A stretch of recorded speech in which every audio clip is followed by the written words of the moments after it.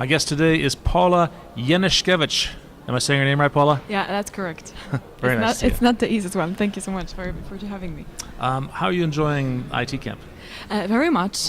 First of all, I really loved the audience today. Yeah. They were very alive, and they were like happy and so on. So still there is one presentation more that I need to deliver. It's going to be more technical than the one today. So I'm really happy how the audience is going to react to that. You had a little bit of technical stuff in your keynote this morning, but I tell you what, I liked the non-technical part the best, the kind of the social part of it. But before I start, actually, I had heard a rumor, maybe you can confirm it. I was at the Ignite conference in Chicago last week, and I heard that you had the highest evaluation scores of any speaker there. Is that true? That is correct. I was ranked the best speaker of the conference. Congratulations. Thanks so much. How many speakers are at Ignite? 1,100, if I'm not mistaken. So just a few. Yeah, just a couple of. Let's talk about the keynote this morning. It was all about security, and I think we as technical people, we tend to think of security as a technical problem, but often it's not, right? Yeah, especially right now. I mean, we've got such amazing technologies that everybody already implemented in their infrastructure, but people tend to say that like the human factor, or in general humans, it's the weakest part of the security chain. And my point of the whole keynote was to show that they really shouldn't be, because they are making the mistakes just because they're not a security specialist. So as a security experts, we cannot really rely on that. Give me some examples of some human factors that are causing security problems in our world. Yeah, like for example, a simple social engineering. Yes, when for example they're gonna find a pen drive lying on the floor, or the pen drive has additionally the corporate logo on it printed, which is completely not a problem. Everybody can do that. Yes. They printed the corporate username and password. Yeah, I mean, well, that would be actually quite funny on the pen drive. Yes, but I'm saying that there could be a logo printed. Oh, the logo. I'm sorry. The pen drive with the logo, and then they will check it. It sounds official. It's got our logo on it. Yeah, but I mean, what is the chance that they will plug it in or they wouldn't? Yes. Pretty high, I think. Pretty high that they will. Yeah. Because it's a free pen drive. Exactly, they can run upwards of $10, $15. Correct. And I mean, if there is like some interesting stuff in it, probably they're gonna launch it, open it, and so on. And that's the problem, because that interesting stuff could be malware. Could be, yes. And it could be running under their credentials, which could be high. Yeah, that was actually the case that in between two countries, particularly Russia and Ukraine. It was a loud story that one of the sites on the police station, they decided to attack one of the sites, and the opposite guys, they dropped the pen drive on the lawn in front of the building, and the other guys just picked the pen drive and they grabbed the whole stuff that was on it, and that's how they got malware. Interesting. That was pretty interesting. Even in such a sensitive environment, yes, people should be aware what is going on. Education is really the issue here, is that we as governments and as corporations, as IT managers, we should be educating our employees very much to recognize some of these threats. Yeah. Give me some more examples. Yeah, so right now there is a lot of cases with the CryptoLocker going on, and CryptoLocker is ransomware, so pretty much the malicious piece of code that gets to the user computer in some ways, and that it goes pretty much through phishing, yes? So whenever people are receiving emails, and within emails they get an information that please click here to open this attachment and things like that, the message is constructed so well that people believe it's real. So phishing refers to a false email address, or a false message that you think is from your friend, but it's really from a bad guy. Yeah, and to spoof the email that it will be pretty much from your friend, it's very easy. Yeah, so I was showing on a keynote the email that was actually sent by President Obama, yes? And it was the beobama@whitehouse.gov. And to have things like this printed on the header of the email, it's completely not a problem. And that looks very legit. Yes? Sure, and if you can't trust the President of the United States, I mean, who can you trust? Let's face it. Yes. And so it may ask you to, here, click this link. And the link, again, will contain malware, which would run under your credentials. Yes, and one of the typical I would say issues is that within the user's profile, and then again, very simple things. Every IT pro knows that, but users, they simply don't. So whenever, for example, you've got some file that effectively you get to your computer through, for example, phishing emails and so on, then you see it, and just because by default in the operating system the extensions of the files are hidden. That's dumb. That's a dumb default in my opinion. I think so. Yeah, I think so. I mean, people will be so much acting so much better if they could see that is a PDF, that is an executable do not open, PDF open, or things like this. Yes, but the executable has a PDF icon, and then people they just cannot evaluate that. To them it looks legit. Is there anything else that we can do to protect ourselves besides just educating our employees? Well, definitely. Pretty much it's always on the IT side, yes, because when people make mistakes, okay, they can do it, they're not security specialists, but IT guys, they got a lot of things to do, especially when I see how it's going on at the customer side. Statistically, the code execution prevention is simply not implemented.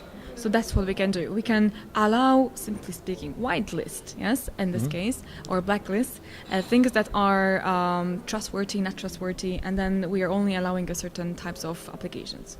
And that is the thing, yes, because usually, especially with the phishing that we mentioned, the malware gets in as, for example, an executable, and that's something that we can prevent to execute. Okay. You have a few examples here of social engineering thing. Just locking your workstation when you walk away. Things like that. Yeah. So I mean, and again, IT pros, they all know that. Yes, but users, they don't, or employees. I always tend to say users, but for real, we are talking about the education of the employees. Sure. Yes. But they should definitely do that. But the problem is, I think, in knowledge about the value of the information that they protect.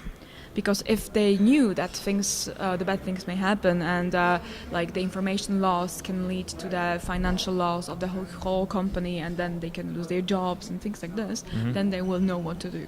Yeah, it's funny. I actually have. I think part of the problem is that IT people think that everyone thinks like IT people. A little bit like that. There's a little bit of arrogance in that, I think. I've yes. certainly been guilty of that in my career. And that just isn't true. People think differently, and they don't understand. I've joined Microsoft about a year and a half ago, and we get lots of training on things that I already know. And I think, why am I reading this training? But it's what you said, to drill into your head the importance of something like security, don't accept files from stranger, double check things. Of course I know that, but having it drilled into my head is some social engineering. I think that's the plan. Completely, and that was this culture that we were talking about on the keynote. Yes, so culture in the organization. Yes, it's coming from the management. Someone invented the training. Yes, you find it very easy, but you kind of read it and you were like, maybe it's important. Yes, maybe I should implement it. Yes, like this. Yes? Yeah, I think what Microsoft is doing is, I think the third or fourth time that I watch it, really? It's going to eventually sink in. What else? What else? The social engineering that we were mentioning. Yeah. Yes. So basically, people are not expecting other people to cheat on them that directly. But when it's about the information gathering, and pretty much if it's about the high price of the information, then people are capable to do anything. And I'm talking about right now about the thieves that's going to eventually come to the company and do something, yes? Do some damage or steal some information and things like that. And within the whole idea of the social engineering tests, I saw only one woman acting in a way so that she really asked me the question I don't know you, who are you? Oh, you gave a scenario where you actually went into an organization and did some bad things, or you acted like a crook.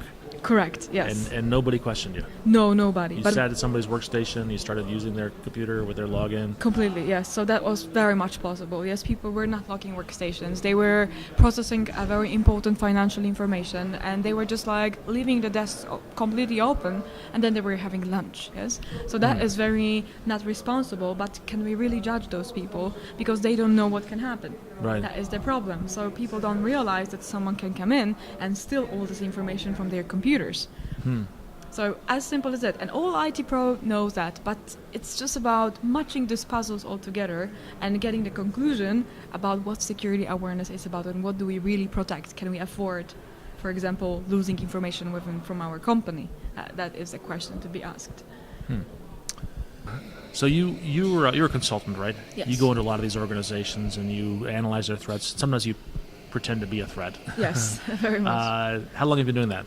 13 years. 13 years. In your opinion, are we getting better at this or worse? Well, good question. Well, first of all, I think we are getting better. Yes, because the more hacks happens, the more aware are what can happen, and then more we are implementing the fixing. Are we getting better at the same rate that the hackers are getting better? We are getting better, actually on a better rate. Oh, good. Yes, because the current technologies that we've got right now, they are really preventive. But still what is a problem is pretty much what we discussed before, is the human behaviors, misconfiguration sometimes in the infrastructure. So in general, we are definitely getting better. Okay. And you're doing a lot of speaking still, right? Yes. What's next for you?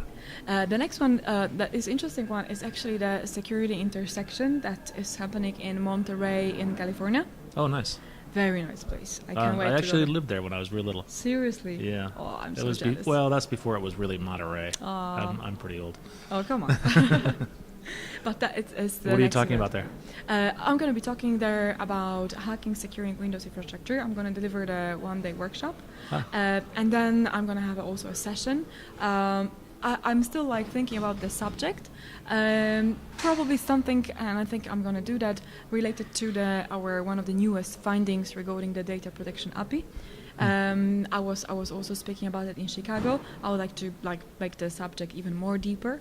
That is about getting access to the user's encrypted information. So this will be a very deep dive technical presentation. Yeah, it's going to be like you want to smoke a cigarette when you finish. Yes, it's like this. I like the way you paint pictures when you talk. Thanks. Do you have an online presence?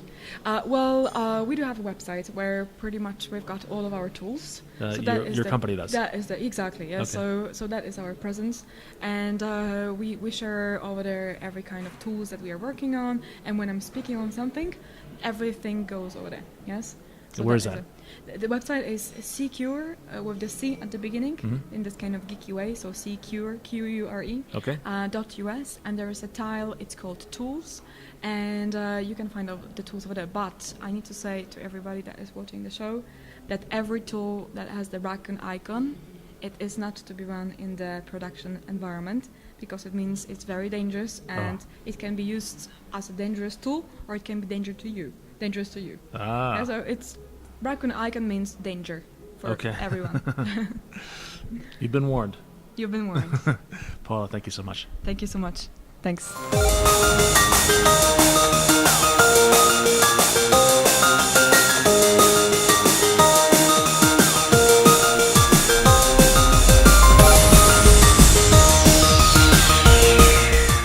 Technology is like a good friend. The more you know its settings and the details, the more you love it.